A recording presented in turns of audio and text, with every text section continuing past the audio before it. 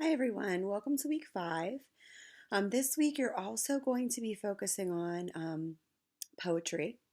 So, for this week's readings, you're going to be taking a look at Because I Could Not Stop for Death by Emily Dickinson, Do Not Go Gentle into That Good Night by Dylan Thomas, Sex Without Love by Sharon Olds, My Mistress' Eyes Are Nothing Like the Sun by Shakespeare, and The Road Not Taken by Robert Frost.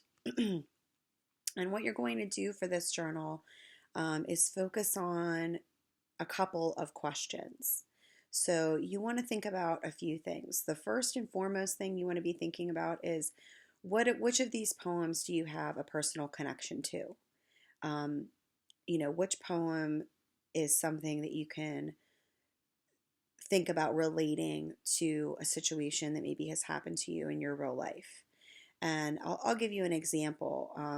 When I was in college, I did a couple of different pieces, essays and artwork related to My Mistress' Eyes Are Nothing Like the Sun. And I think that poem is a really good representation of real women, of um, people being imperfect, um, of kind of breaking the stereotype that a person has to be physically the most attractive in order to find love. Um, that was a poem that I definitely had a personal connection to.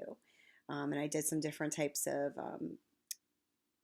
prints uh, in the print shop, did some printmaking related to it, and also did some of my essay writing when I was in college on that particular poem. So really be thinking about, what is the extension of this? We don't just read literature to analyze the, literary devices. Although that's important, being able to understand those things, it's more important to be able to figure out a way that it transcends time and space. So, be thinking about that because that's what you're going to focus on when you um, are writing your discussion post for this week. Uh, the journal is going to focus more on the technicality of things. So, what is this poem about? Who is the speaker? What is their tone? Um, what kind of connotations do you see within the work?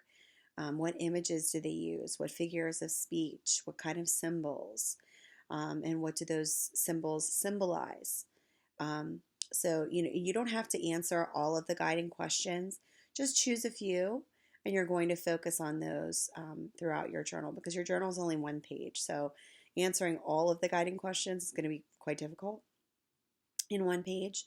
Um, if we were writing a longer piece like we will next week on, you know, multiple poems or on comparisons, you would have more space to work with. But really be thinking about those few things. So think about the technical side of the writing, looking at it in a more formal way, and then also think about your connection to the writing and what is your interpretation of this poem.